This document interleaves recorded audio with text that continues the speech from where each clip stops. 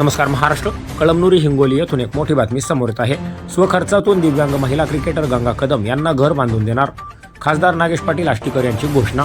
विश्वचषक क्रिकेट स्पर्धेत विश्वविजेता ठरलेल्या भारतीय संघाची उपकर्णधार गंगा कदम हिच्या मूळ गावी गावकऱ्यांच्या तर्फे तिचा सत्कार करण्यात आला.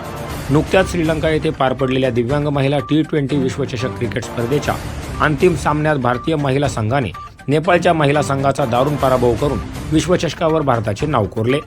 विश्वविजेत्या संघाची उपकर्णधार गंगा कदम ही वारंगा फाट्यापासून 7 किलोमीटर अंतरावर असलेल्या मोजे फुटाणा या छोट्याशा गावची रहिवासी आहे.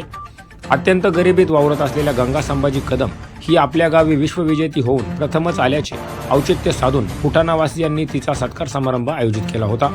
या समारंभात हिंगोली जिल्ह्याचे पालकमंत्री नरहरी झिरवळकर यांच्या समवेत खासदार नागेश पाटील आष्टीकर व विविध सामाजिक राजकीय नेते उपस्थित होते.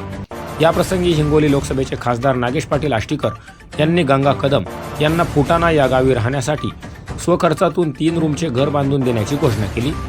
माणुसकीच्या नात्याने गंगा कदम यांना पारितोषिक म्हणून स्वखर्चातून खासदार आष्टीकर यांनी केलेल्या घोषणेचे सर्वत्र कौतुक होत आहे.